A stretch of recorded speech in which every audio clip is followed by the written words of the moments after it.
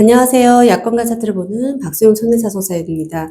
오늘은 그 후유장애 전문가이신 김도환 손해사정사님과 함께 후유장애에 대해서 말씀 한번 드려보려고 하는데요. 저희 채널을 보신 분들이 보험을 소비하는 소비자이신 분도 있고 보험을 설계하시는 설계사님도 계시더라고요. 그래서 오늘은 후유장애에 대한 거를 전반적으로 한번 저희 김도환 손해사정사님과 함께 한번 말씀 한번 드려보겠습니다. 안녕하세요. 안녕하세요. 안녕하세요. 네.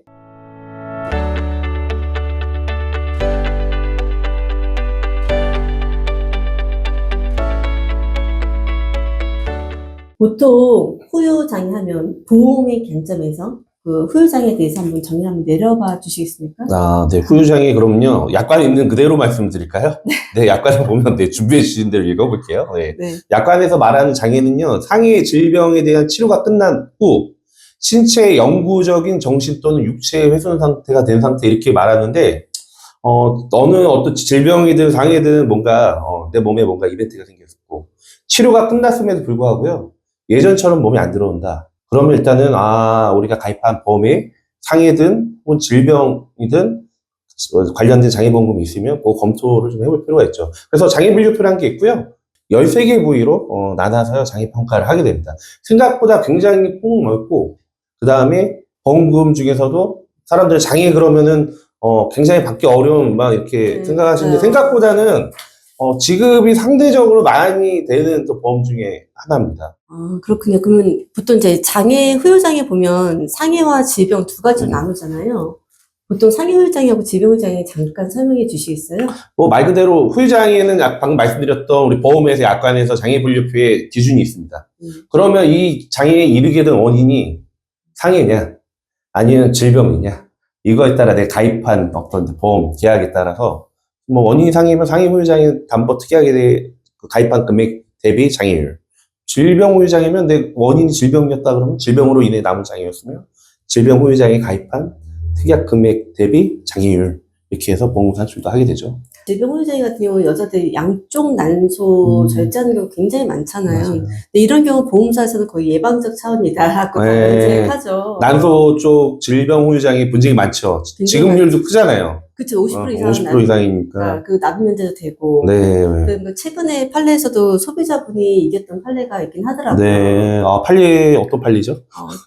최근에 나온 판례에서 그 다음번에 한번 말씀을 드리고요. 네. 그래서 질병 후유장애, 상해 후유장애 두 가지로 나눌 수 있고, 근데 그럼 아까 13개 부위라고 했잖아요. 네. 근데 많은 분들이 또 무슨 생각하냐면 보통 후유장애 1억 가입하면 계산 방법이 어떻게 되냐? 만약에 15% 장애다. 1억 곱하기 15%가 1,500 나갔다. 그러면 8,500만 남아서 다음에 그 장애를 평가할 때 그렇게 계산하니 어떻게 계산하는 거죠? 그러지 않아요. 그러진 않고요. 예를 들어서 제가 이번에 척추골절로 해갖고 15% 장애가 남았습니다. 네. 사고로. 네. 그리고 상해 후유장애 1억 있으면 1,500이 지급되겠죠? 네. 자, 이후에 또 다른 사고로 인해서, 예를 들어 또 다른 사고로 인해서 팔이 다쳤어. 그럼 15% 기준에 받았던 1,500을 뺀 8,500 기준이 아니고요. 그냥 증권상에 있는 그 가입 특약 그대로 적용을 하게 됩니다. 그러니까는 이게 기존에 받았다 그래갖고 특약 금액이 줄어드는 구조는 아니에요. 그러면 각 부위 아까 13개 부위라고 했잖아요. 네. 엄청 약간 확대 해석하면 각각 그러니까 1억이면 13억인가. 네, 이거는. 네. 그리고 이제 그 장애 보면 이제 장애 평가 시점이라는 게 있잖아요. 네. 시점이 어떻게 되는 거죠? 보통 약관 보면 이제 180일이라는 숫자가 있고요. 통상적으로 일단은 180일 경과해서 장애 평가하는 게 맞습니다. 대원칙은 그렇고요. 예외되는 것들이 있어. 예를 들면 절단 같은 경우엔 절단 자체가 장애거든요. 네, 그러니까는 이건 굳이 180일 경과를 안 해도 됩니다. 어떤 경우들은요, 180일이 아니라 더 지나야 평가 가능한 경우들도 있어요. 신경계 장애 같은 경우는 180일 지났는데, 예를 들어서 치료 내역을 봤더니 뭔가 자꾸 회복 과정 중에 있어. 그러면 1년 내지 심지어 2년 뒤에 다시 재평가해야 되는 경우도 있습니다. 그래서 약간 사안별로는 좀 틀리긴 하나, 대원칙은 일단 180일. 네, 그래서 실제로 이제 보면, 그 신경계 장애에서 특히 많이 일어나는 게 보통 오랫동안 치료하고 환자분 상태가 안 좋다 보니까 보험사에서 어떤 반응을 보이죠? 치료를 오래 하고, 장애를 180일 지나서 평가를 하려고 그러는데, 일반적인 수준의 장애 환자들은 안 그러는데, 이런 경우들이 있어요. 환자가 상태가 너무 안 좋아. 아주 고령이야. 이런 경우 장애 평가를 180일 지나서 하면요. 이런 보험사가 있었어요. 이분은 사망으로 가는 중간에 어떤 일어나는 장애 상태이기 때문에 인정 안 해, 이런 경우들도 있긴 해요. 그래서 뭐 드문 경우긴 하지만 뭐 이런 이제 아주 중증의 어떤 장애가 남을 만한 환자들 같은 경우는 이런 분쟁들이 실제로 생길 수 있죠. 그렇죠. 네. 그렇죠. 굉장히 자의적인 판단을 하죠, 보험사가. 네, 맞습니다. 그냥 이 환자분 어떻게 되기를 바라는 것처럼 계속 미루잖아요, 보면 실질적으로. 180일 경과하면 사실 그런 분들은 평가해서 안 돌아가시고 계시면 지급을 해야 되는. 그렇죠. 사람의 인생이고 삶이라는 거를 딱 이게 딱 자를 수 없는 거잖아요. 네, 안타깝습니다. 네, 안타깝죠. 그런 부분은. 예. 그리고 이제 보통 보면 이제 장애 같은 경우 보면 이제 한쪽 부위에서 이제 가중되는 경우 있잖아요. 그런 경우는 어떻게 되죠? 이게 이제 부위마다 조금 틀려요. 이제 예를 들면, 원래는 원칙은요, 대원칙은요, 높은 장애 지급률만 인정을 하게 됩니다. 동일 부위에 장애가 여러 군데 일어나면. 뭔 얘기냐면요. 자, 척추를 들어볼게요. 척추는 목뼈부터요. 목뼈부터 네, 꼬리뼈 바로 위에 천추란 뼈까지 동일 부위예요. 예전 보험은 꼬리뼈까지, 밑추란 뼈까지 동일 부위였는데, 예를 들어서 어떤 환자가 척추 골절이 났어요. 오늘 압박 골절이 나서 장애 지급률이 15%가 있었습니다. 자, 그럼 이분은 이제 척추라는 부위에 15% 장애 기존에 있던 부위인데, 다른 사고로요, 허리 척추 골절이 또 발생을 했어. 네.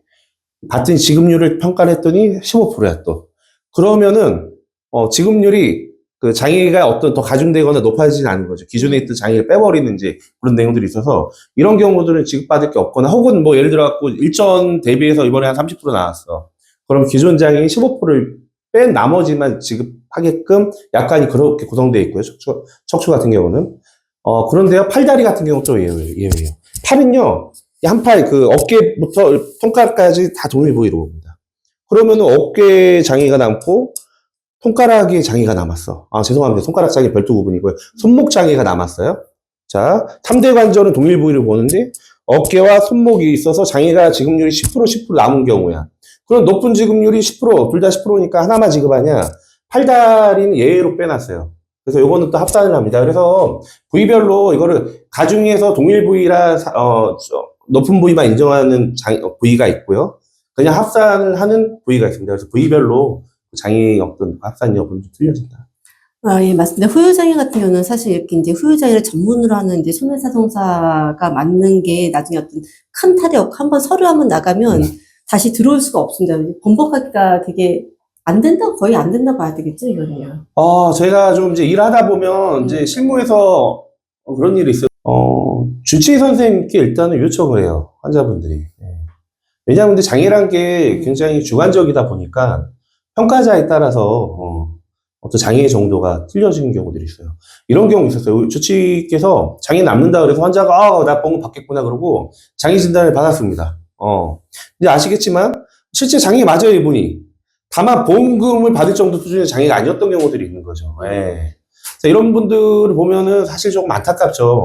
왜냐하면 아까 말씀드린 것처럼 장애란 게 어떤 부위들은 굉장히 주관적인 평가, 의사마다 평가에 좀 차이가 나는 경우들도 있고 하기 때문에 어떤 의사에게 어떻게 감정받느냐에 따라 약간의 장애 지급률이나 이런 부분 차이가 날 수 있는데 실무상 어떤 그 약관에 대한 지식이 없이 그냥 장애 진단만 받았다가 저희가 볼 때는 충분히 받을 만한 환자임에도 불구하고 그게 그런 본인이 기존에 받았던 장애 문제로 좀 어려운 경우도 있죠. 그래서 후유장애 같은 경우는 사실은 이제 그 혼자 하기가 살짝은 좀 어려운 부분이고, 왜냐면 또 의사 선생님들은 약관의 전문가는 아니잖아요. 그리고 의사 선생님들은 환자를 처치하고 치료하는 게 주 메인이지, 약관의 연도별로 이거를 몇 도, 이거를 알 필요도 없으신 거잖아요. 맞죠. 그래서 보험에 대한 보상의 관점에서 전문가들이 손해사정사이다 보니까 그거를 얼마나 잘 설명하고 주치의한테 안내를 하냐도 굉장히 또 나중에 결과치가 달라지기 때문에 후유장애에 대한 어떤 문의사항이 있다면 전문가를 통해서 한번 해보시는 게 더 중요하다라고 생각합니다. 왜냐면 종이 한 장이지만 그 한 장에 따라서 결과가 달라져. 그건 번복을 할 수가 없는 결과이기 때문이거든요. 그래서 만약에 후유장애라든지 이런 부분에 대해서 문의가 있으시다면 댓글 전화 주시면 저희가 검토해 드리겠습니다. 저는 박소영 손해사정사였습니다. 김도환 손해사정사였습니다. 감사합니다. 감사합니다.